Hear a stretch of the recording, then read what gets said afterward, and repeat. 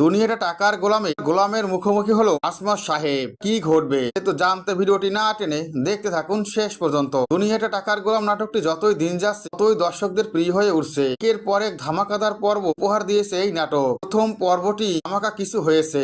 পর্বটি দেখে বোঝা যাচ্ছে সামনে মহা ধামাকা হতে যাচ্ছে। পর্বটি দেখি পরবর্তী পর্বের জন্য অপেক্ষা করছে এই নাটকের দর্শকরা। টানটান উত্তেজনা দেখা যাবে সেই পর্বে। যখনই সেখানে চলে আসে গোলামের এন্ট্রি দেখে অবাক হয়ে যায় বিশাল। গোলামের এন্ট্রি দেখে অবাক হয়ে যায়, বিশ্বাসই করতে পারছে না গোলাম কে। গোলামের এত সিকিউরিটির ব্যবস্থা, আমরা গোলামকে কত অপমান করছি। এরপরই দেখা যায় আসমত সাহেবের মুখোমুখি হয় গোলাম। তার মুখোমুখি হয়ে গোলাম বলে, আপনি কেন আমাকে এখানে ডেকেছে? আপনার সাথে মিটিং করতে চাই না, তারপরও আমাকে কেন আসতে হয়েছে? আসমত সাহেব বলে, তোমার সাথে আমার জরুরি কিছু কথা আছে, কথাগুলো এখনই বলা দরকার। দেশের পরিস্থিতি ভালো নয়।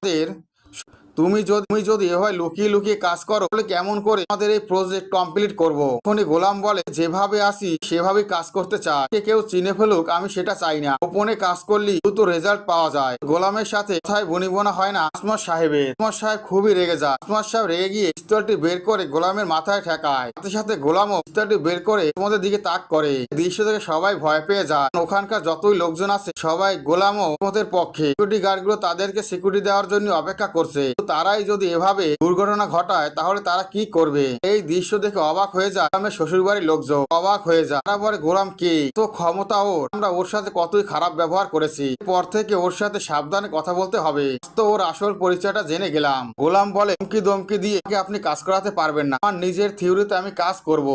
দুনিয়াটা টাকার গোলাম নাটকে আগামী পর্ব এসবই হতে যাচ্ছে। ভিডিওটি ভালো লাগলে অবশ্যই একটি লাইক করুন। দুনিয়াটা টাকার গোলাম নাটকের পরবর্তী আপডেট পাওয়ার জন্য আমার চ্যানেলটি সাবস্ক্রাইব করে বেল আইকন অন করে রেখো। ধন্যবাদ। এই এপিসোডের প্রতিটি আপডেট ভিডিও আমাদের চ্যানেলে দেখতে পাবেন, তাই আমাদের চ্যানেলটি দ্রুত সাবস্ক্রাইব করে রাখুন। ধন্যবাদ।